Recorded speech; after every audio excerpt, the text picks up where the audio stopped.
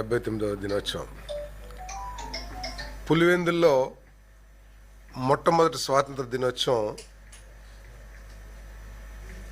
August 14 అని చెప్పేసి భావించే విధంగా ఘన విజయాన్ని మరి పులివెందుల ప్రజలందరూ కూడా తెలుగుదేశం పార్టీకి, చంద్రబాబు నాయుడు గారి నాయకత్వంలోని తెలుగుదేశం పార్టీకి అందించడం చాలా సంతోషం అని చెప్పేసి మనం చేస్తా ఉన్నాను.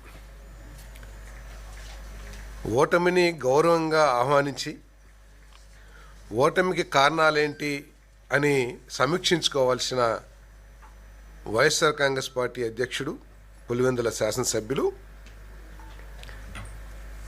మరీ దిగజారి ఒక రాజకీయ పార్టీ అధ్యక్షుడిలాగా కాకుండా, ఒక మాజీ ముఖ్యమంత్రిలాగా కాకుండా మరీ దిగజారి మాట్లాడటం చాలా జుగుప్సాకరంగా ఉందని చెప్పేసి నేను భావిస్తూ ఉన్నాను.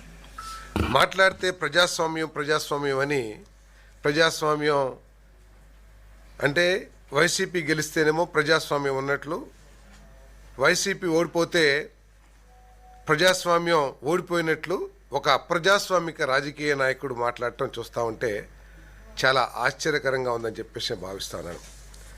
ఒకవేళ పులివెందుల్లో ఉన్న ప్రజాస్వామ్యం గురించి ఆయన ఒకసారి పరికించుకుంటే, ఎందుకంటే గత 30 సంవత్సరాల నుంచి అక్కడ అది కాంగ్రెస్ పార్టీ కానీ వైసీపీ కానీ అక్కడ గెలుస్తూ ఉన్నారు.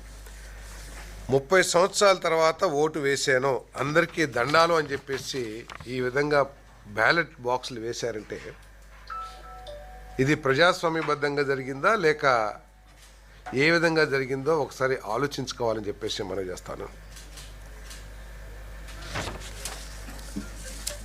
ఓటమికి కారణాలు ఎదగొచ్చు, లేకపోతే అక్కడ ఇక్కడ ఏదన్నా విధానాల మీద మాట్లాడవచ్చు, కానీ ఎప్పుడు ఆయన ముఖ్యమంత్రిగా ఉన్నప్పుడు, ముఖ్యమంత్రి కాకముందు, ముఖ్యమంత్రిగా ఓడిపోయిన తర్వాత కూడా ఎంతసేపు చంద్రబాబు నాయుడు గారి వయసు, ఆయన రిటైర్మెంటు, ఆయన ఆఖరి ఎలక్షను, ఎందుకు అంత దిగజారి ఫ్రస్ట్రేషన్లో మాట్లాడాల్సిన అవసరం ఏంటి జగన్మోహన్ రెడ్డి గారు అని చెప్పేసి నేను ప్రశ్నిస్తా ఉన్నాను.